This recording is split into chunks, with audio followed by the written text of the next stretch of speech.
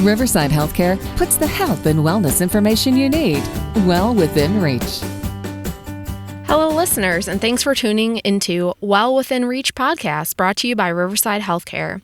I'm your host, Liz Healy, and joining me today is Dr. Stephen Bond, who's the Director of Behavioral Medicine here at Riverside. Thanks for joining us today, Stephen. Thanks for having me. I appreciate it. Our topic today is going to be first responders and their mental health. But before we get started in our topic, can you tell me a little bit about your background?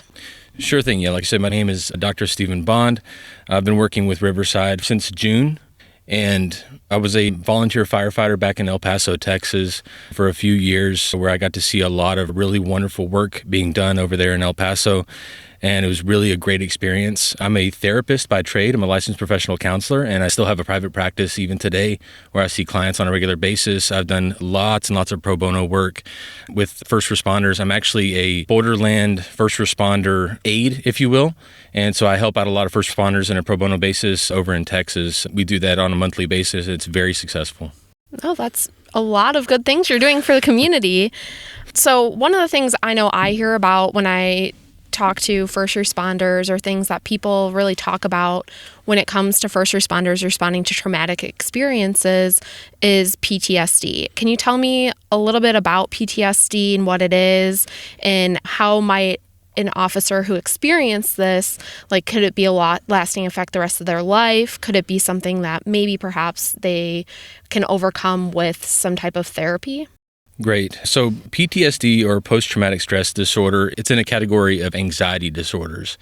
And this can come about from a number of different ways. And there's an etiology behind it that is usually identified through situations where a patient or somebody is put in a life or death circumstance to where they have to defend themselves or have to defend somebody else.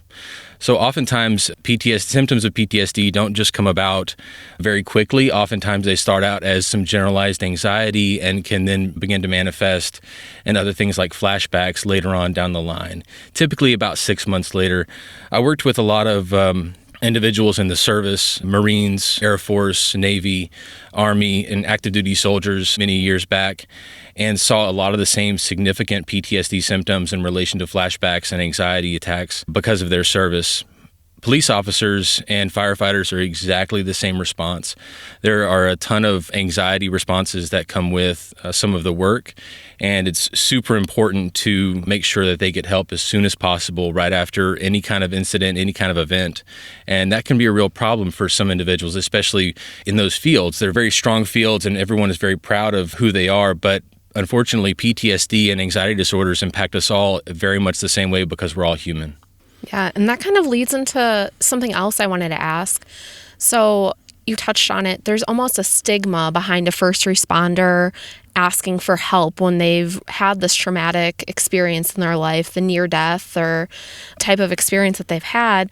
Is there something that we can do to encourage them? Maybe you can give an example of something that, if I know a first responder that's had a traumatic experience and has not yet sought help, is there something that I can do to help encourage them to seek that help that they might need? Certainly. And the best thing that we can do is offer that hand or that person to talk to. Have somebody to have that conversation. And sometimes it's about saying, hey, just how's it going? How are things going for you right now? And I know that when dealing with any kind of significant patient event, which is usually what hits home for us the most whenever we're talking about EMS or fire and first responders, and especially police whenever they're responding to scenes, is they don't really want to talk about it at that moment, which is perfectly fine. It makes sense. But over time, that question needs to come out, either from a fellow officer or from someone in the department to really check in on that person. Make sure that they're okay, said, hey, I know that you witnessed this. Let's talk about that a little bit. Let's see if this is lingering and if there's any problems that begin to come up. One of the first things that really starts to come up is poor sleep. And it's once they identify that they're not sleeping well, that they've got lots of increased anxiety related to certain events, that's when they have to really start getting some help. Okay, if I'm a fellow police officer, firefighter, any type of first responder, how could I approach one of my fellow officers that I might have noticed that they are having that lack of sleep or generalized anxiety symptoms that we tend to see, fidgety? Is there something that I could do that's maybe not intrusive? What types of questions could I ask them? One thing that's really interesting about the helping profession is we're so close to each other. Officers have partners, fire department, EMS, they all have the same thing. There's a partner that you typically work with. They get to know the ins and outs of everything that you are, every part of your life. And that is one of the ways that we can best utilize this. Whenever we know that someone has been involved with something that's traumatic, potentially traumatic, or a life-changing or life-altering event, and we start recognizing some of those key symptoms, the best thing to do is really pull them aside or invite them to coffee. Invite them to breakfast, invite them over for dinner and say, hey, let's just chat about it. Let's talk about it. There was a situation that I wasn't directly involved in, but it was really impactful whenever I got to watch the firefighters talk about it. There was a young infant that had been caught in a fire, and it was very traumatic for everyone involved. Man, these poor guys were just suffering, and it was very clear. And one of the best things that they did was they pulled together and had an entire group just in the ambulance bay. It was phenomenal. And they were able to sit and really talk about how they felt. I mean, there were tears, there was lots of crying, lots of really wonderful emotions brought out. And that's something that we don't see enough of. That's something that we don't really get to see in a situation where we have with police or with firefighters, because it's a very strong, it's a very proud service. And we think that if we're showing any kind of emotion, it's the same as being fearful or being scared of something or being shameful of something. And that's just not the case. Allowing for that emotion to come out is one of the best things in the world to do, because that can start the healing process. To kind of shift this a little bit, there could be a time when an officer might respond to a certain type of call consistently. Perhaps someone that has mental health issues, they're responding to a call at this person's house, a disturbance, something that they see repeatedly. Is there something that that officer could do, or like suggestions that we can maybe see them often that you can say, okay, how can I help you?